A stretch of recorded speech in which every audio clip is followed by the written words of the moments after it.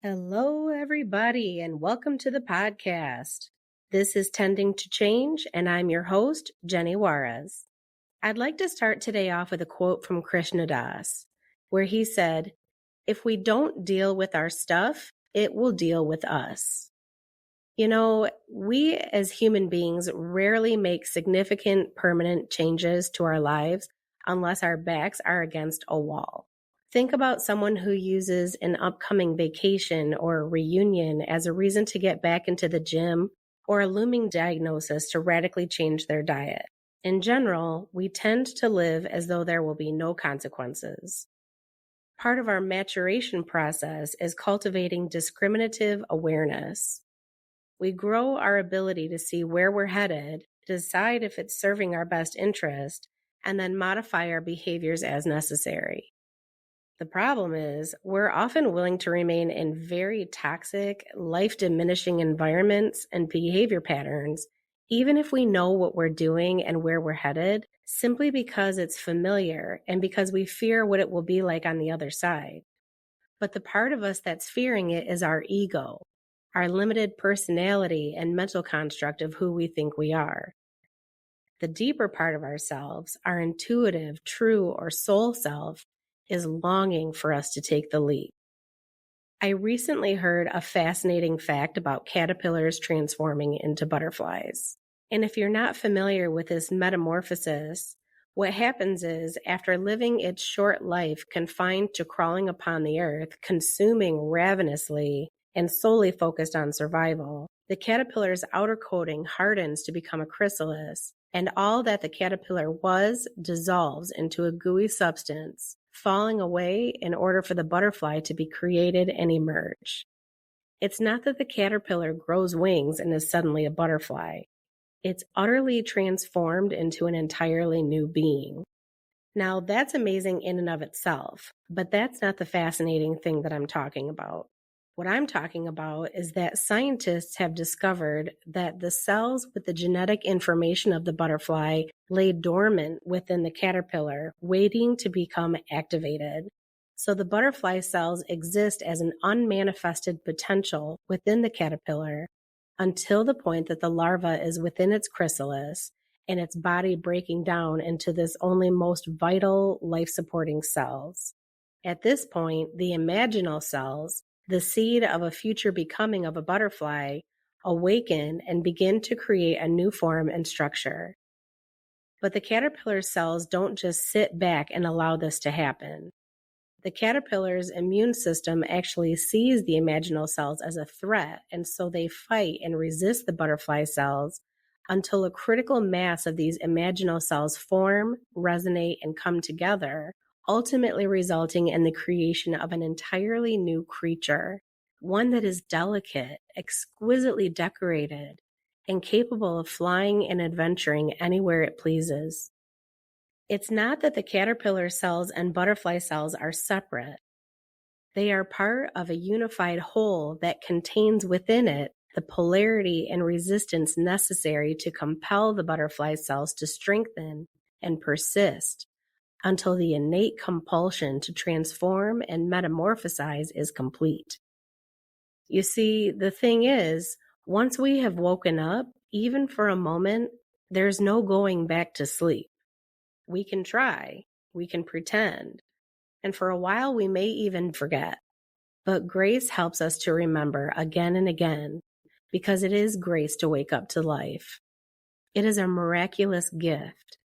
In Buddhism, they say that to be born a human is the greatest gift because there is the potential to awaken to our true selves. But again, to do this, we must grow ourselves up and clear away whatever is impeding us and step into, or maybe it's better to say surrender into, the unknown. The two teachers at From the Heart Yoga and Tai Chi Center, Benji and Rick, became my root teachers. I first took a 200-hour yoga teacher training with them and eventually a 300-hour yoga teacher training as well. And I really had no intention of teaching yoga. I just wanted to go deeper into the practice. But about halfway through the 200-hour teacher training, I began to sense that my whole life was being transformed by these practices. And it just felt incredibly selfish to have such a deep experience and know that such powerful transformation was possible and to keep all that information to myself. It feels like a responsibility when you receive this download of wisdom, this direct experience, this revelation. It's a responsibility to pass it forward and to offer the teachings to others for the benefit of all beings. And one of the first and more poignant teachings that Benji offered in the teacher training was about cultivating discernment, or viveka in Sanskrit. She would relate this on a practical level to moving away from that which is life diminishing and moving toward that which is life enhancing. Now, this could be applied to a yoga asana or pose where you're feeling some pinching in a muscle or discomfort in a joint. So you back off a little and approach it differently so there's more comfort and ease. But I quickly realized that this teaching had a very broad life application. I started looking at everything in my life from this perspective. Is this life enhancing or is it life diminishing? Is it moving me toward the experience I want to have in life or further away? And I soon came to realize that our diet consists of much more than what we put in our mouths. It's what we consume with our eyes, with our ears, and with our tactile sensory system. What kind of material do you read? Is it gossip? Is it fear-mongering, sensationalized news? What do you consume with your eyes? As a culture, we seem so addicted to true crime and horror. And I really can't help but feel like part of the reason for that is so many of us are so traumatized that it's actually kind of comforting in some bizarre way to consume really stressful and traumatic material. I myself used to be very into loud, aggressive music, violent TV shows, and horror movies. All the while, I had terrible anxiety. I was constantly panicky. And it came to a point where I thought, this is silly. I already have anxiety. Why am I watching Law and Order SVU just before bed? Like, that's not going to help me sleep better. And so I started to take a look at the media I consumed, the TV shows, the movies, the books, the music, and all of it started to shift. Even my friendships started to shift. I felt like some of the crowds I was hanging out in were bringing me back into my alcoholism or back into patterns and habits that were not serving the life that I wanted. So I decided I needed a little space from that too. I needed a new environment so that I could try to learn a different way of being. Ultimately, my job didn't feel like a good fit. It had been feeling like a mismatch for a few years, and I had been trying to find a new position somewhere else. But more and more, the demands that the higher-ups were placing on me as an assistant store manager just felt very misaligned with my values and my integrity, and it was making it really difficult to show up for work every day. And so when I was about halfway through my yoga teacher training, I decided to quit. Now, I don't recommend this. It's definitely not the life path for everyone. Don't sign up for a yoga teacher training program and quit your day job. Seriously, you will not make enough money to pay your bills, at least not without a great deal of effort and time. But that was the direction that the river of my life was taking me. Thankfully, I had a super supportive husband who really wanted to see me leave that job because he could see the way that the stress was killing me. He said, Jenny, you have been the primary earner of our household for so many years. Why don't I take the reins for a while and you can find a part-time job and just take some time to be with your daughters while they're still young and relax a little. And so I did. I took a part-time job working at a butcher shop, a female-owned butcher shop, who at the time had only female employees. I took a 60% reduction in my pay, but I was so happy. For the first time in so many years, I was working part-time during the day. I was able to take my girls to and from school, and I was home for dinner and bedtime every night. But when I look back at these courageous acts, these choices of stepping into the teacher training, of leaving my job of 15 years, they weren't really decisions that I was making. It was more like responding to an inward call, a pull toward a transformation that I wasn't really in charge of. It was as though my own imaginal selves were strengthening against the resistance of my old masked self, beckoned by a higher calling to a radical transformation into my authentic self. Benji and Rick taught us that the two main purposes for practicing heart-centered yoga are self-knowledge and self-expression.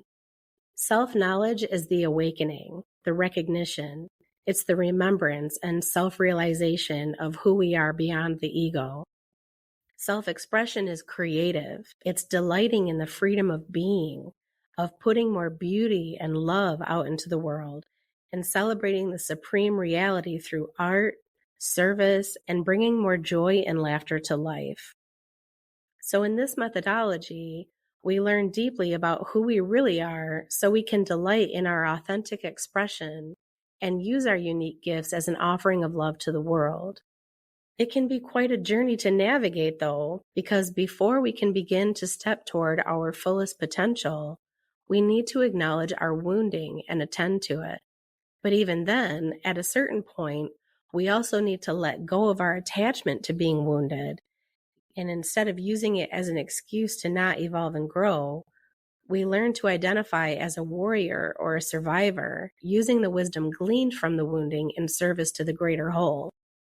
And as we let go of our tendency toward victim mentality, of thinking that life is happening to us, we instead adopt this warrior's mentality, one that embraces the life that is happening through us. With this lens of perception, we can choose to see the circumstances of our lives as blessings or teachings or both.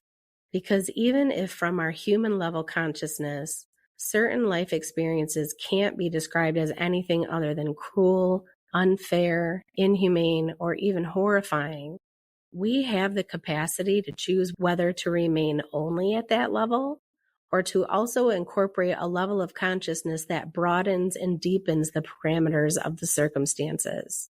And from this space, we can create meaning out of even our deepest wounds. We can use the stuff of our lives as a source of inspiration and support for the wider world. And if this seems callous or oversimplified, I would invite you to consider the many heroic stories that have been told about individuals who survived the most terrible situations, only to turn it into a launchpad toward profound service to humanity. It's not to say that their triumph was the reason for their tragedy, more so that because of or in spite of the tragedy, they chose or were compelled to the triumph. But it takes immense courage and a warrior's mentality to turn toward our pain if we aren't currently living with our backs against a wall. Whether that pain is physical, mental, or emotional, working with it with the intention of digesting and integrating and healing it, or at the very least acknowledging its existence and letting it be as it is profound work. Human beings have a biological impulse to run from the pain. So it takes guts and grace to do the opposite. So we cultivate our inner resourcefulness to help us embrace this discomfort. So let's end today's episode with a practice called a body scan. Please take a moment to find a comfortable position, either seated or lying down. Gently closing the eyes if that feels comfortable. And starting by tuning into the posture of the body. It's helpful to keep the spine long and erect while relaxing the muscles around the skeleton. You can use your breath to support you in this process. As you breathe in, breathe energy and awareness into the spine, reaching the spine gently upward. As you breathe out, release the energy downward, allowing the shoulders to soften. Letting there be some slack in the jaw and softness in the belly. We'll start the body scan by tuning into the crown of the head. Simply bringing your awareness to the top of the head, tuning into whatever is present for you. Can you feel the skin of the scalp? The temperature of the air on the skin? Your hair? There is no right or wrong. Just tuning into whatever is physically present. Now dropping down into the forehead and eyebrows. Again, tuning into whatever is present without judgment. You may notice the temperature of the air, some slight scrunching of the brow, or some relaxation. Whatever is present, simply be with it. Dropping down into the eyes and the cheekbones. Even with the eyes closed, you may notice some movement in the eyes. Continuing down to the tip of the nose and the upper lip. Here you can feel the body breathing gently and naturally. Maybe noticing the air tickling on its way in and coming out just a little bit warmer. Moving on into the mouth, feeling the lips, the jaw, the tongue. Maybe noticing moisture or how the tongue is resting or any tension or slack in the jaw. Whatever it is that's present, just letting it be. Turning your attention now to the neck and the throat. Noticing any tension or movement of the body with the breath. Remember, there's nothing you should be experiencing. There's no right or wrong. Just tuning into the direct physical experience. Letting go of judgments and thoughts. And just returning to the actual physical body. Shifting your awareness now to the tops of the shoulders and into the shoulder blades. Perhaps noticing any movement with the breath or the sensation of the clothes on the body. Dropping down into the upper arms and elbows. Again, just tuning into whatever is directly present in your experience. Continuing down into the forearms and the wrists, perhaps noticing any points of contact. Maybe your arms resting in your lap or on the arms of the chair. And just noticing how that feels. Turning attention into the hands. Go over the palms, the fingers, the back of the hand, noticing points of contact where the hands may be touching each other or resting in the lap. Perhaps noticing that the temperature of the air feels different on the back of the hand than it does on the palm. Coming back up into the chest and resting here for a moment, tuning into the body breathing. Perhaps noticing the rising and the falling, the expansion and contraction, the natural movement of the body breathing itself.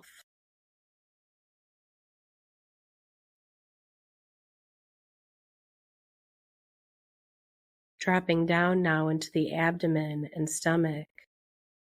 Again, perhaps noticing sensations of the body breathing. Resting your awareness with the body and just staying with whatever sensations arise.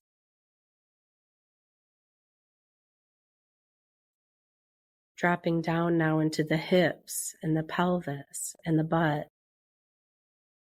Feeling the point of contact where your body meets the chair or the cushion. And taking a moment to feel these sensations. Moving on into the thighs and the knees. Noticing any points of contact, any tensions. The clothes on the body. And anything else that is present in your direct experience.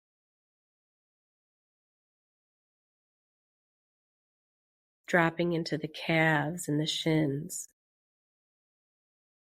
the ankles, seeing what's present for you.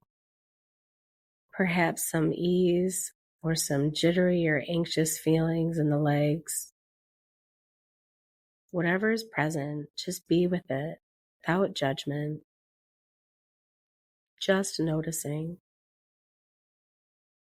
Finally, shifting attention into the feet, going over the heel, the arch,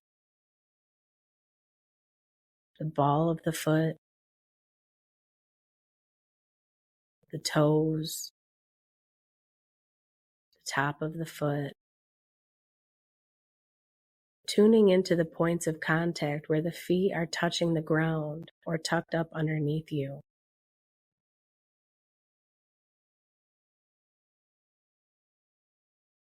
Taking a moment now to tune into the whole body together, from head to toe. Perhaps feeling the breath energy as it moves through the body. Getting a sense of the entire outline or posture of the body as it rests here.